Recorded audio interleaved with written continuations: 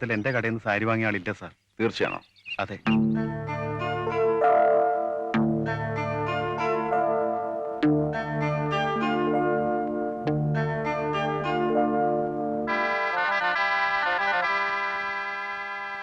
വീണ്ടും ഒരു കാര്യം കൂടെ വ്യക്തമായിരിക്കുന്നു സർ. അശ്വതിയെ കൊന്നത് ഇവരിൽ ആരെങ്കിലും ആണെങ്കിൽ തന്നെ തീർച്ചയായും നമ്മൾ അറിയാത്ത ഒരു സഹായി ഉണ്ടായിരുന്നിരിക്കണം കൂടെ. അയാളായിരിക്കും കടയിൽ നിന്ന് സാരി വാങ്ങിയത്.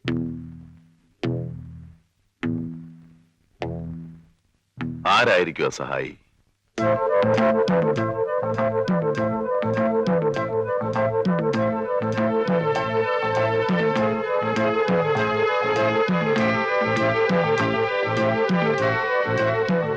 സർ, നമ്മുടെ ഓഫീസിൽ നിന്നൊരു ഫോൺ വന്നിരുന്നു. മോഹൻ അവിടേക്ക് വിളിച്ചിരുന്നെന്നും പറഞ്ഞു. ഏത് മോഹൻ? പ്രൊഡ്യൂസർ മോഹൻ, അശ്വതിയുടെ. ഓ, നമുക്ക് അയാളുടെ വീട് വരെ ഒന്ന് പോവാം. സർ. മോഹൻ എന്ന് എപ്പോഴാ അശ്വതിയുമായി പിരിഞ്ഞത്? ഞാൻ കൃത്യമായിട്ട് ഓർക്കുന്നില്ല സാർ. ഒരു 9 മണിയായി കാണുമെന്നാ തോന്നുന്നത്. അശ്വതി ആരെങ്കിലും ഭയപ്പെടുന്നതായോ വല്ലതും പറഞ്ഞോ? ഇല്ല, അശ്വതി അങ്ങനെ ഭയപ്പെടുന്ന കൂട്ടത്തിലല്ല. She is very bold. Excuse me.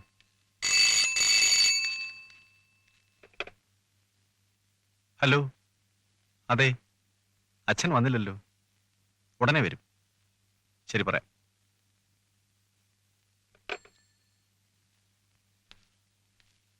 അന്ന് മോഹൻ അശ്വതിയുടെ മുറിയിൽ ഇരുന്നപ്പോ ആരുടെയെങ്കിലും ഫോൺ വന്നിരുന്നോ? വന്നിരുന്നു. ആരാ വിളിച്ചത്? അതറിയില്ല സാർ. സംസാരിക്കുന്നതിന് മുമ്പ് ലൈൻ ഡിസ്കണക്ട് ആയി. എത്ര മണിക്കാ ഫോൺ വന്നത്? ജസ്റ്റ് ഞാൻ ഇറങ്ങുന്നതിന് മുമ്പ്. കാള് വീണ്ടും വന്നോ? ഇല്ല, ഞാൻ ഇറങ്ങുന്നവരെ വന്നില്ല. വിക്രം, ഞങ്ങൾ ഇറങ്ങട്ടെ. ശരി.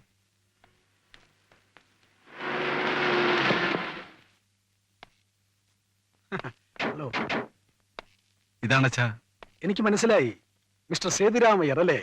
അതെ. നമ്മൾ നേരിട്ട് കാണുന്ന ഇപ്പോഴാണെന്നേ ഉള്ളൂ. ഓമന കൊലക്കേസ് നിങ്ങളുടെ പെർഫോമൻസ് അത്യുഗ്രമായിരുന്നു. Congratulations. Thank you sir. CBI അച്ഛൻ്റെ ഒരു പഴയ ക്ലയന്റാ. അതെ, അവർക്ക് വേണ്ടിയിട്ട് പല കേസിലും ഞാൻ അപ്പിയർ ചെയ്തിട്ടുണ്ട്. ഞാൻ കേട്ടിട്ടുണ്ട്. പിന്നെ ക്വസ്റ്റനിങ് ഒക്കെ കഴിഞ്ഞോ? കഴിഞ്ഞു വരുന്നു. അപ്പൊ ഞങ്ങൾ ഇറങ്ങട്ടെ.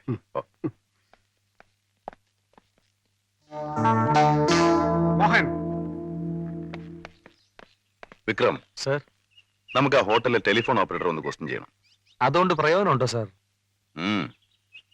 പെന്നിക്ക് എങ്ങനെ മനസ്സിലായി വന്ന കോൾ റെയിൽവേ സ്റ്റേഷനിൽ നിന്നാണെന്ന്? റിസീവറിലൂടെ റെയിൽവേ അനൗൺസ്മെന്റ് കേട്ടു സർ. ഓ, പബ്ലിക് കോളിൽ നിന്നാണോ വിളിച്ചത്? ആയിരിക്കും സർ. എന്താ ചോദിച്ചത്? അശ്വതി ഉണ്ടോ എന്ന്. എന്നിട്ട് നിങ്ങൾ എന്ത് പറഞ്ഞു? ഉണ്ട്, കണക്ട് ചെയ്യാമെന്ന് പറഞ്ഞപ്പോഴേക്കും ഡിസ്കണക്ട് ആയി. ഡിസ്കണക്ട് ആയതാണോ ലൈൻ കട്ട് ചെയ്താണോ? അതറിഞ്ഞൂടാ സർ. വീണ്ടും വിളിച്ചോ? ഇല്ല. ഹോട്ടലിൽ അശ്വതി ഉണ്ടോ എന്ന് അറിയണം. അതായിരിക്കും അയാളുടെ ഉദ്ദേശം. പിന്നെ പോയിക്കോളൂ. ശരി സർ.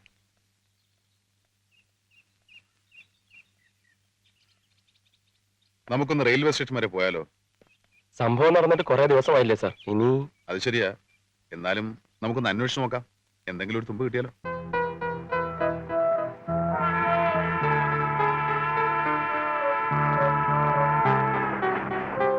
ഏതാ സാർ ഡേറ്റ്? 3789. നമ്പർ എത്രയെന്നാ പറഞ്ഞത്? 87152.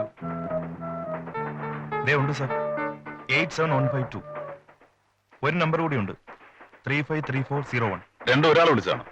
അതെ സാർ. അതെങ്ങനെ മനസ്സിലായി? രണ്ടിന്റെ ചാർജ് ഒന്നിച്ചെഴുതിയിരിക്കുന്നത്. എത്ര മണിക്കാണ് വിളിച്ചതെന്നറിയാമോ? ഇതിൽ സമയം എഴുതാറ് പതിവില്ല സാർ. ഏതാണ്ട് രാത്രി 8-9 മണിയാ കാണും. സമയം എഴുതാറ് പതിവില്ലെന്ന് താഴെ പറഞ്ഞു. പിന്നെ 8-9 മണിയാന്ന് എങ്ങനെ അറിയാം? അതല്ല സാർ, ഞാൻ രാത്രി 9 മണിക്കാണ് ഈ ബൂത്ത് ക്ലോസ് ചെയ്യുന്നത്. ഇതെന്ന് അവസാനം വിളിച്ച നമ്പരാ, അതുകൊണ്ടാ. ആളെ ഓർക്കുന്നുണ്ടോ? ഇല്ല സാർ. ചാക്കോ,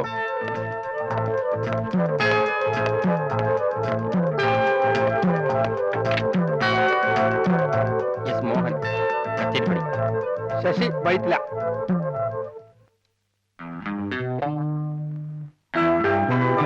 രാജു എഴുന്നേറ്റു.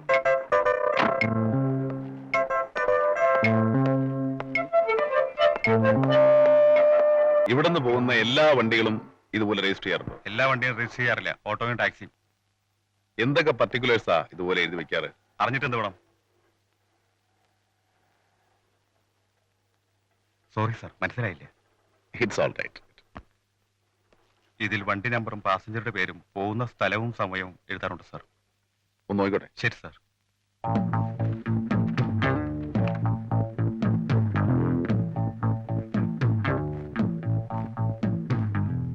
ഹോട്ടൽ പ്രസിഡന്റ്, പക്ഷേ അത് ഉച്ചയ്ക്ക് 1:30.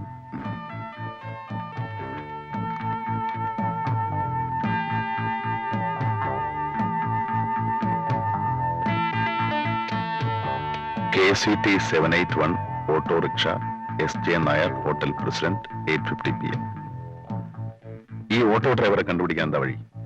10,000 ഓട്ടോറിക്ഷ ഉള്ളതാ, പെട്ടെന്ന് എങ്ങനെയാ?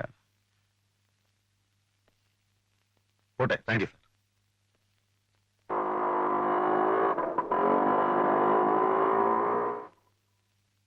ഇറങ്ങി വേണം.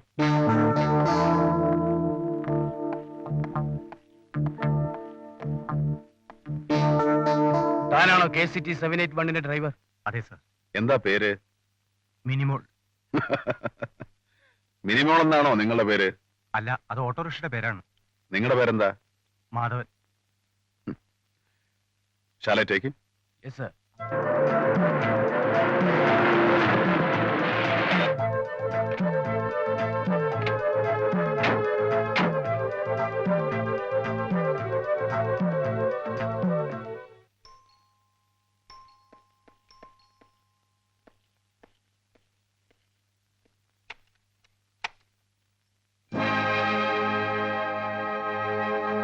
എന്താ sir? I am sorry, Mr. Mohan. You are under arrest. എന്തിനാ സാർ? അശ്വതിയെ അവസാനമായി കണ്ടതും സംസാരിച്ചതും നിങ്ങളാണ്. അശ്വതിയുടെ മരണം കൊലപാതകമാണെന്ന് തെളിഞ്ഞു കഴിഞ്ഞു. അതിന് കാരണക്കാരൻ നിങ്ങളാണ്. അതിനുള്ള തെളിവുകൾ ഞങ്ങളുടെ പക്കലുണ്ട്. എന്ത് തെളിവാണ് സാർ? അതൊക്കെ വിശദമായിട്ട് പറയാം. Please come with us. Please.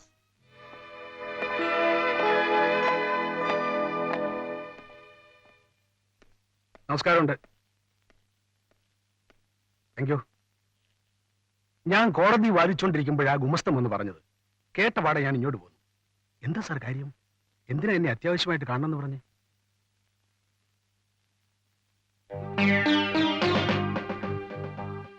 Mohan, എന്തു പറ്റി? നീ എന്താ ഇവിടെ? മിസ്റ്റർ ജനാർദ്ദനൻ നായർ, അശ്വതിയുടെ മരണം കൊലപാതകമാണെന്ന് തെളിഞ്ഞിട്ടുണ്ട്. മോഹൻ അതിൽ പങ്കുണ്ടെന്നുള്ളതിന് ഞങ്ങളുടെ പക്കൽ തെളിവുകളുമുണ്ട്. What nonsense you are speaking mister Iyer. എന്റെ മകൻ അശ്വതിയെ കൊന്നിട്ടുണ്ടെന്നോ? അതിനുള്ള തെളിവുകൾ നിങ്ങൾക്ക് കിട്ടിയിട്ടുണ്ടെന്നോ? Yes, I'm telling the sense mister Nair.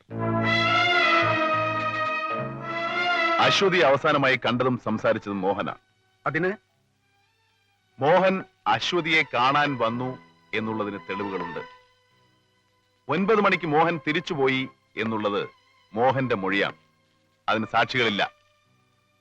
9:30 അശ്വതിയുടെ മരണം നടക്കുന്നു. 9-നും 9:30-നും ഇടയ്ക്ക് മറ്റാരും അശ്വതിയെ കണ്ടതായി തെളിവുകളില്ല. അപ്പോൾ 9 മണിക്ക് പോയി എന്ന മോഹന്റെ മൊഴി വിശ്വസിക്കാൻ ബുദ്ധിമുട്ടാണ്. കൂടാതെ 9 മണിക്ക് മുൻപ് റെയിൽവേ സ്റ്റേഷനിൽ നിന്ന് ഒരാൾ ഹോട്ടൽ പ്രസിഡന്റിലേക്ക് വിളിച്ച് അശ്വതി ഉണ്ടോ എന്ന് ചോദിച്ചു. ഉണ്ടെന്ന് പറഞ്ഞപ്പോൾ ഫോൺ ഡിസ്കണക്ട് ചെയ്തു. അയാളുടെ ഉദ്ദേശം അശ്വതി ഹോട്ടലിൽ ഉണ്ടോ എന്നറിയണം, അത്രമാത്രം. 353401 നിങ്ങളുടെ വീട്ടിലെ നമ്പറല്ലേ? അതെ.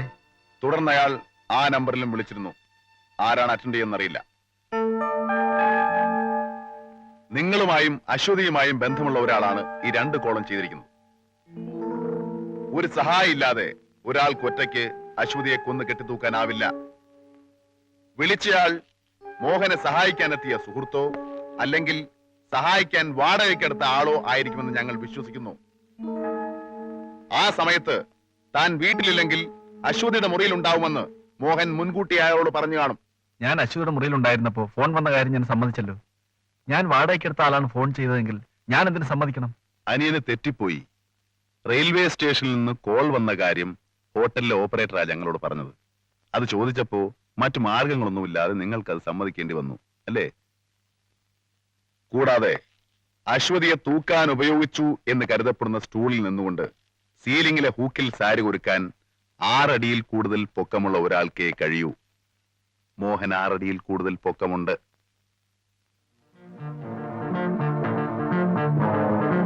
ഇനി കൊല്ലാനുള്ള മോട്ടീവും സഹായി ആരാണെന്നും കൂടി അറിഞ്ഞാൽ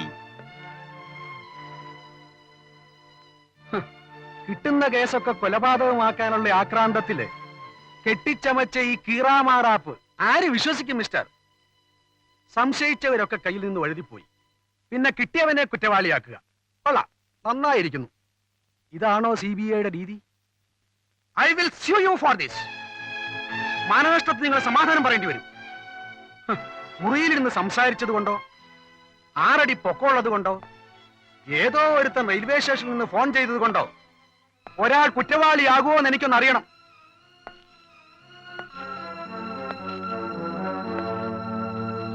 കെട്ടിത്തൂക്കാൻ ഉപയോഗിച്ച സാരി ഒരു കടയിൽ നിന്ന് വാങ്ങിയതാണെങ്കിൽ ആ കടയുടമസ്ഥൻ വാങ്ങിയ ആളെ തിരിച്ചറിഞ്ഞിട്ടുണ്ടെങ്കിൽ, മനസ്സിലായില്ല. അശ്വതിയെ കെട്ടിത്തൂക്കാൻ ഉപയോഗിച്ച സാരി വാങ്ങിയത് മോഹനാണെന്ന് തെളിഞ്ഞിട്ടുണ്ട്. ആ കടയുടമസ്ഥൻ മോഹനെ തിരിച്ചറിഞ്ഞിട്ടുമുണ്ട്. No! You are lying! You are a bloody liar! എന്റെ മോൻ ഒരു കടയിൽ നിന്നും സാരി വാങ്ങിച്ചിട്ടില്ല. താൻ പച്ചക്കള്ളമാണ് പറയുന്നത്.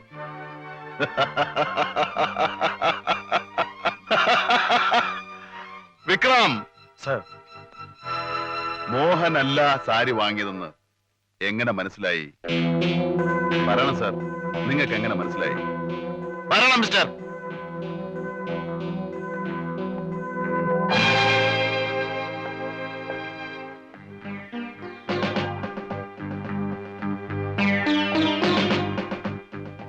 ഇപ്പൊ പറയണം, ആരാ സാരി വാങ്ങിയത്?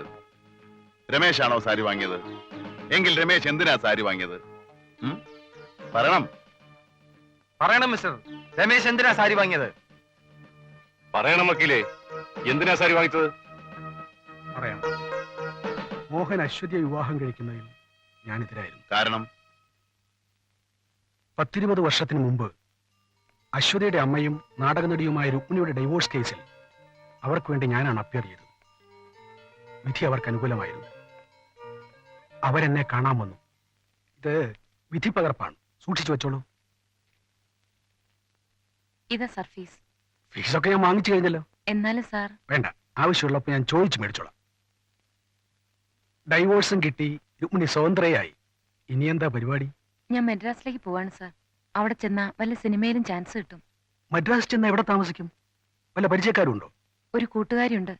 തൽക്കാലം അവളുടെ കൂടെ താമസിക്കാം. പിന്നെ ചാൻസ് ഒക്കെ കിട്ടുമ്പോ. എന്റെ അഡ്രസ് ഇല്ല കയ്യില്? ഉണ്ട്. എന്തെങ്കിലും ആവശ്യമുണ്ടെങ്കിൽ എന്നെ അറിയിച്ചാൽ മതി. അപ്പൊ ഞാൻ വരട്ടെ സാർ.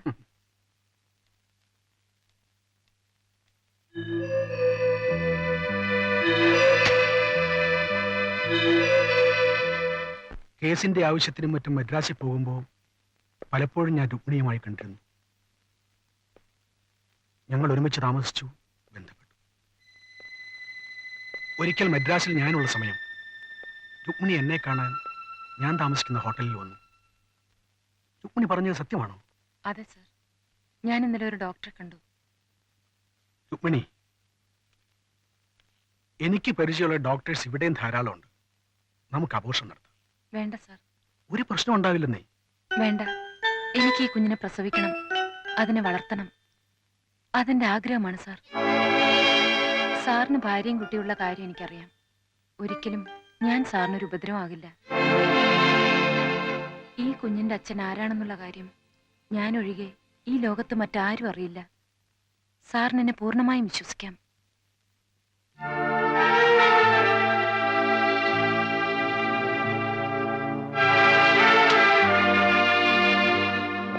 അതിനുശേഷം രുക്മിണിയെ 1-2 പ്രാവശ്യമേ ഞാൻ കണ്ടിട്ടുള്ളൂ. അശ്വതിയെ രുക്മിണി പ്രസവിച്ചു. അവൾ വളർന്ന് ബാലതാരമായി, പ്രസിദ്ധ നടിയായി. രുക്മിണി മരിച്ച വിവരം ഞാൻ ഏതോ പേപ്പറിൽ വായിച്ചാണ് അറിഞ്ഞത്. പക്ഷെ മരിക്കുന്നവരെയും രുക്മിണി വാക്കുപാലിച്ചു. അശ്വതിയുടെ അച്ഛൻ ഞാനാണെന്ന കാര്യം അവൾ ആരോടും പറഞ്ഞിരുന്നില്ല.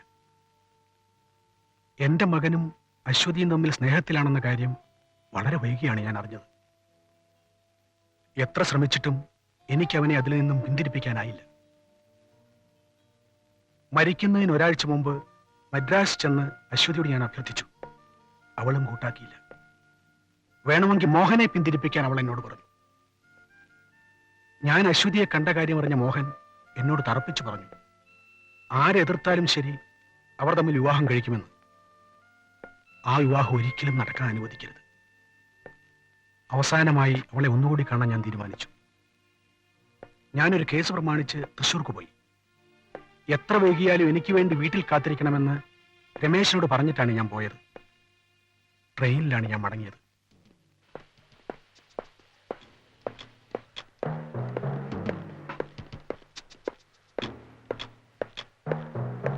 എയ്റ്റ് 7152.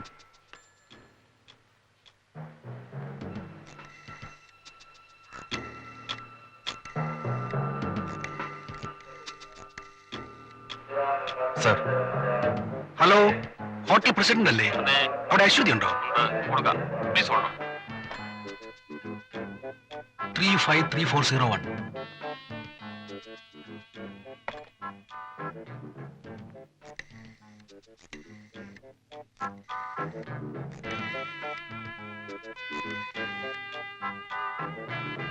രമേശ് അല്ലേ? ഞാൻ ഹോട്ടൽ പ്രസിഡന്റിലേക്ക് പോവുക. നീ അങ്ങോട്ട് വാ. Quake.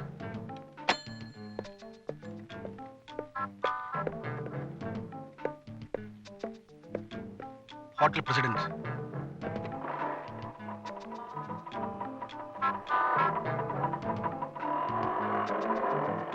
George Girinair. Joy BTH. Hotel president. എന്താ പേര്? Advocate SJ Nair. താനിങ്ങനെ എന്നെ അറിയും? എന്റെ ചേട്ടന്റെ ഒരു കേസ് സാറ് വാദിച്ചിട്ടുണ്ട്.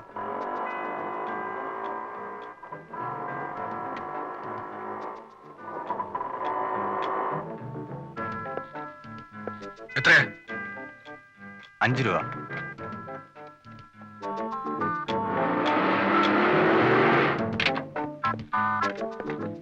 ആ, താൻ എത്തിയോ? എത്തി. വണ്ടി കൊണ്ടുപോയി പാർക്ക് ചെയ്തിട്ട് പോരെ. ശരി.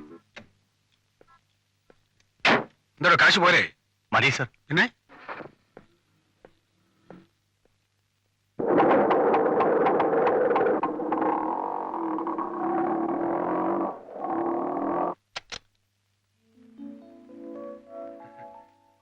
സാറോ, വരൂ.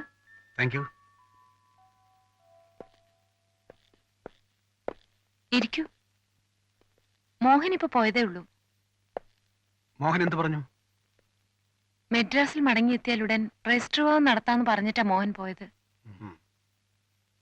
അശ്വതി എന്ത് തീരുമാനിച്ചു? എന്റെ തീരുമാനം ഞാൻ മെഡ്രാസിൽ വെച്ച് തന്നെ സാറിനോട് പറഞ്ഞതല്ലേ. നീ പിന്മാറില്ല അല്ലേ? മകൻ എന്നെ വിവാഹം ചെയ്യുന്നതിൽ സാറിന് എതിർപ്പുണ്ടെങ്കിൽ ആ കാര്യം മകനോട് പറഞ്ഞാൽ മതി.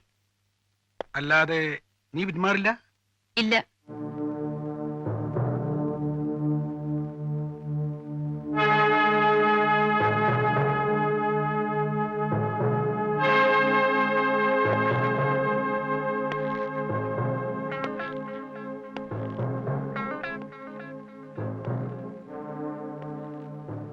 നീ ജീവിച്ചിരുന്നാലല്ലേ ഈ വിവാഹം നടക്കൂ.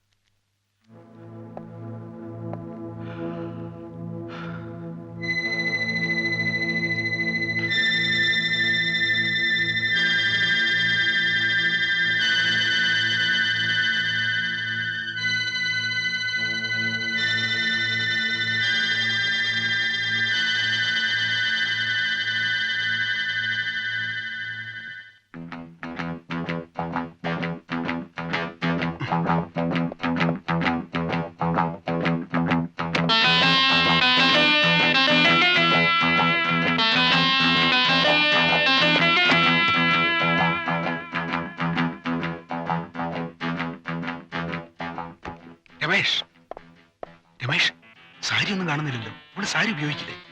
ഞാൻ വാങ്ങിച്ചോണ്ടിരുന്നു സാർ. ഈ സമയത്ത് എവിടെ കിട്ടും? ട്രാൻസ്പോർട്ട് സ്റ്റാൻഡിലൊരു കടയുണ്ട്.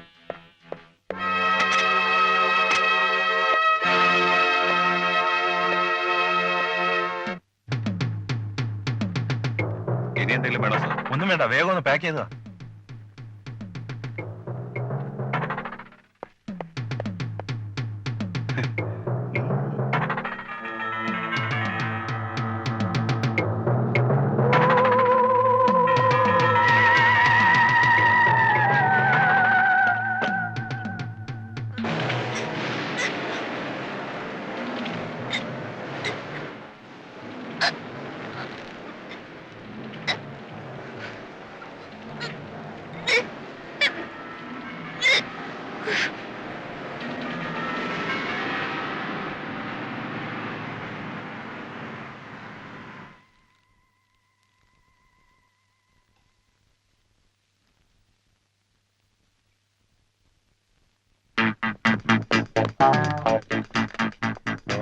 നീ പുറത്തിറങ്ങി പൊടി പൂട്ടിയിട്ട് താക്കോല ജനലിൽ കൂടെ അകത്തേക്ക് ഇടണം. വെച്ചെടുത്തോ, വാ.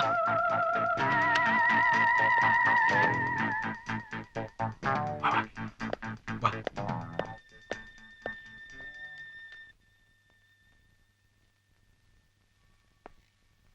മറ്റൊരു മാർഗവും ഇല്ലാത്തതുകൊണ്ടാണ് ഞാനത് ചെയ്തത്. അശ്വതി നിങ്ങളുടെ മകളാണെന്നുള്ള കാര്യം അശ്വതിയോടോ മോഹനോടോ നിങ്ങൾ എന്തുകൊണ്ട് പറഞ്ഞില്ല? അപമാനം ഭയന്നാണ് ഞാൻ പറയാഞ്ഞത്. സഹോദരൻ സഹോദരിയെ സ്നേഹിച്ച് വിവാഹം കഴിക്കാൻ തീരുമാനിച്ച കാര്യം നാട്ടുകാരറിഞ്ഞാൽ അത് താങ്ങാനുള്ള ധൈര്യം എനിക്കുണ്ടായില്ല. Very sorry mister Mohan. കുറച്ചു നേരത്തേക്കാണെങ്കിൽ കൂടി മോഹനെ കുറ്റവാളിയാക്കിയതിൽ എനിക്ക് ദുഃഖമുണ്ട്. ഓട്ടോ ഡ്രൈവറുടെ മൊഴിയിൽ നിന്നും യാത്രക്കാരൻ വക്കീലാണെന്ന് മനസ്സിലായി. തുണിക്കടക്കാരൻ രമേശിനെ തിരിച്ചറിഞ്ഞതോടുകൂടി തെളിവുകൾ പൂർണ്ണമായെന്ന് ഞങ്ങൾ കരുതി. പക്ഷേ മിസ്റ്റർ രമേശ് ഞങ്ങളുടെ കണക്കുകൂട്ടലുകൾ മുഴുവൻ തെറ്റിച്ചു. വാദിക്കാനോ നിഷേധിക്കാനോ നിൽക്കാതെ രമേശ് കുറ്റം സമ്മതിച്ചു. കൂട്ടത്തിൽ ഗുരുവിനെ രക്ഷിക്കാൻ വത്സല ശിഷ്യൻ താൻ ഒറ്റയ്ക്കാണ് അശ്വതിയെ കൊന്ന് കെട്ടിത്തൂക്കിയതെന്ന് പറഞ്ഞു. ഞങ്ങൾ എത്ര ശ്രമിച്ചിട്ടും രമേശ് തന്റെ സ്റ്റേറ്റ്മെന്റിൽ തന്നെ ഉറച്ചു നിന്നു. He is very sincere to U.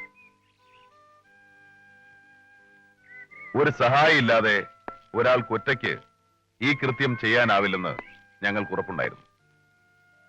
ഒരുപക്ഷെ സഹായിയെ പിടികിട്ടാതെ ഈ കേസ് കോടതിയിലെത്തിയാൽ ആ കാര്യം കോടതിയിൽ ഉന്നയിച്ച് തന്റെ സീനിയർ തന്നെ രക്ഷിക്കുമെന്ന് രമേശ് വിശ്വസിച്ചു കാണും. അല്ലേടോ? ഏതായാലും മകനെ രക്ഷിക്കാൻ അച്ഛനെത്തുമെന്നറിയാം. അറിഞ്ഞുകൊണ്ട് ഒരു കുറ്റവാളിയും രക്ഷപ്പെടരുതെന്ന് കരുതിയാണ് ഇങ്ങനെ ഒരു നാടകം കളിക്കാൻ ഞങ്ങൾ തീരുമാനിച്ചത്. Once again, I feel sorry for what has happened, Mr. Mohan. CBIയുടെ രീതി മനസ്സിലായോ ഇപ്പോ? കെട്ടിച്ചമച്ച കീറമാറാപ്പൊക്കെ ഇപ്പൊ തെളിവായി. 20 വയസ്സ് കഴിഞ്ഞ് ജീവിതം ആരംഭിക്കാൻ തുടങ്ങിയ ആ പെൺകുട്ടിയുടെ ജീവനേക്കാൾ പ്രധാനമാണോ വാർദ്ധക്യത്തിലെ കാലൂന്നിയ നിങ്ങളുടെ ദുരഭിമാനവും അന്തസ്സും? ഒരല്പം കരുണ നിങ്ങളിൽ ഉണ്ടായിരുന്നെങ്കിൽ മകളും ജീവിച്ചു പോവായിരുന്നില്ലേ ഈ ലോകത്ത്?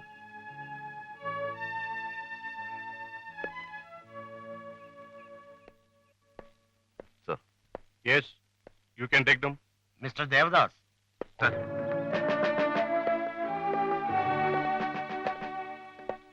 Take them. Sir, വരൂ.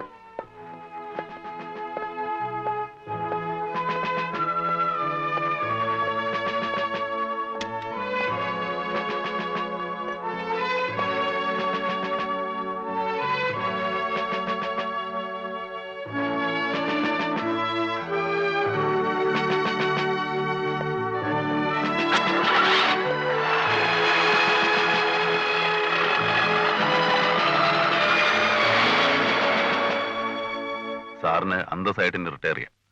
Thank you, Setu. Thank you very much. Welcome. ചാവാൻ വിധിയുള്ള മുയലാണെങ്കിൽ ഇപ്പോഴും ചാവുമെന്ന് സാറിന് ബോധ്യമായോ?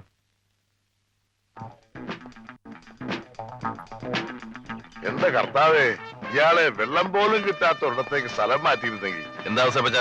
അല്ല, ആ പിടികിട്ടാപ്പുള്ളി സുകുമാരക്കുറുപ്പിന്റെ കാര്യം ഇതുവരെ ഒന്നും ആയിട്ടില്ല.